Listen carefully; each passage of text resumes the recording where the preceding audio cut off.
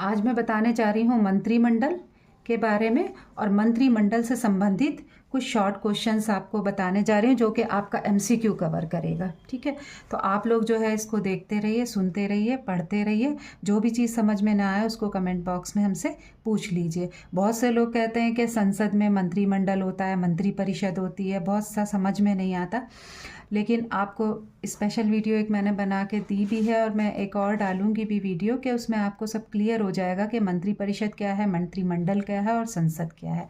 फिलहाल मैं आपको एमसीक्यू के शॉर्ट क्वेश्चंस बता दे रही हूँ जो कि आपके कंपटीशन को कवर करेंगे। अभी कई डेट्स आ चुकी हैं कई कंपटीशन की, तो आप लोग इसे पढ़ लीजिए। ये सब कुछ समझ में आपकी आता जाएगा और आपका एमसीक्यू इससे कवर होता जाएगा। जो भी समझ में ना आए, मैं बार बार बोल रही हूँ कि आप कमेंट बॉक्स में पूछ सकते हैं, लेकिन कोई भी नहीं पूछता। लगता है सभी को समझ में आ रहा है। देखिए, फर्स्ट क्वेश्चन है, मंत्रिपरिषद की नियुक्ति किसके द्वारा होती है? राष्ट्रपति द्वारा, लेकिन प्रधानमंत्री की सलाह पर होती है। ठीक है, कौन करता है मंत्रिपरिषद की नियुक्ति? राष्ट्रपति करता है, लेकिन किसकी सलाह पर करता है? प्रधानमंत्री की सलाह पर। मंत्रिपरिषद किस प्रकार की संस्था है? सांविधिक या प्रथागत? तो मंत्रिपरिषद एक प्रथागत संस्था है, लेकिन कैबिनेट प्रथागत और वास्तविक शक्ति समूह दोनों ही है। ठीक है, यानी कि पुराने समय में भी मंत्रिपरिषद हुआ करती थी, ये एक प्रथा चली आई है, लेकिन आज क्या है, ये वास्तविक भी है और प्रथागत भी है। मंत्रिपरिषद का नेतृत्व कौन करता है? कौन करता है? बहुमत दल का नेता यानी प्रधानमंत्री ही मंत्रिपरिषद का नेतृत्व करता है। मंत्रिपरिषद कौन सी जिम्मेदारी निभाती है? सामूहिक या व्यक्तिगत? तो ये सामूहिक जिम्मेदारी निभाती है लोकसभा के प्रति। इसीलिए कहा भी जाता है कि मंत्रिपरिषद के सभी सदस्य एक साथ डूबते हैं और एक साथ तैरते हैं। सामूहिक जिम्मेदारी का क्या अर्थ है? एक मंत्री की गलती पर पूरी मंत्रिपरिषद जिम्मेदार और पद से हटना पड़ सकता है। अभी हमने आपको बताया कि इसके सदस्य सभी एक साथ डूबते हैं और एक साथ ही तैरते हैं, यानी अगर एक मंत्री से गलती होती है तो पूरी मंत्रिपरिषद को अपने पद से इस्तीफा देना पड़ता है। मंत्रिमंडल और मंत्रिपरिषद में मूल अंतर क्या है? ध्यान रखिए इसको। बहुत बार ये क्वेश्चन बच्चे पूछते हैं कि मंत्रिमंडल और मंत्रिपरिषद में क्या मूल अंतर है? तो मूल अंतर क्या है, सुन लीजिए कि मंत्रिमंडल मंत्रिपरिषद का छोटा शक्तिशाली समूह है। ठीक है, और मंत्रिपरिषद सभी मंत्री, केंद्रीय मंत्री, राज्य मंत्री और उप मंत्री इसमें होते हैं। मंत्रिमंडल क्या है? मंत्रिपरिषद का छोटा शक्तिशाली समूह है। और मंत्रिपरिषद क्या है? सभी इसके अंदर मंत्री होते हैं, केंद्रीय मंत्री, राज्य मंत्री और उप मंत्री। ठीक है, नेक्स्ट देखिए, कैबिनेट मंत्रियों का क्या काम होता है? महत्वपूर्ण विभागों का प्रबंधन और नीतियों को तय करना इनका काम होता है।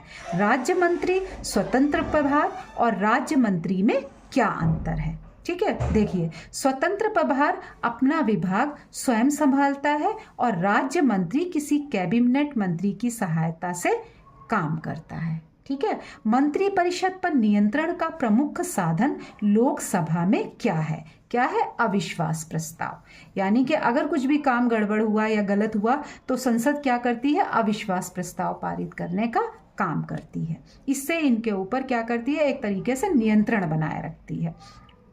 किसी मंत्री को हटाने का अधिकार किसके पास है? किसके पास है?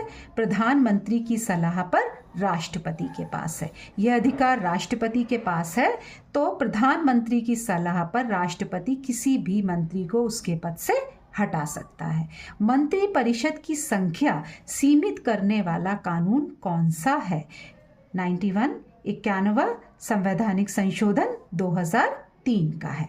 मंत्रिपरिषद की बैठकें कौन बुलाता है?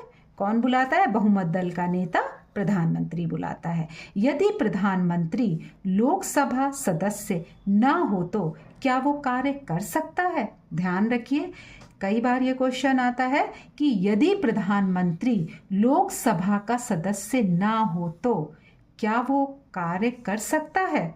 तो हाँ, वो कार्य कर सकता है, लेकिन 6 महीने में उसे सदस्य बनना अनिवार्य है। लोकसभा का इलेक्शन जीतना 6 महीने के अंदर उसके लिए अनिवार्य है। मंत्रिपरिषद निर्णय कैसे लेकर आगे बढ़ती है, बहुमत से या सर्वसम्मति से।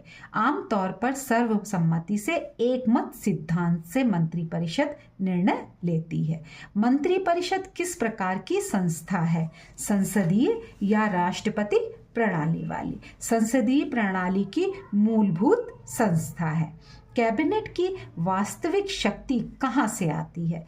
संसद में बहुमत प्राप्त दल होने के कारण।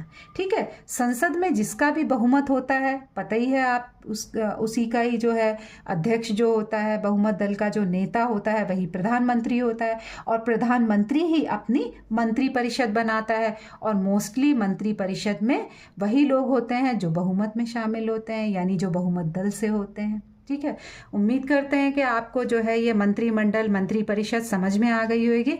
आगे के वीडियो देखने के लिए हमारे चैनल को सब्सक्राइब करिए, बेल आइकन दबाइए, और जो भी चीज़ आपकी समझ में ना आए कृपया करके आप पूछ लीजिए, क्योंकि कोई भी नहीं पूछ रहा है, एग्ज़ाम आपका करीब है।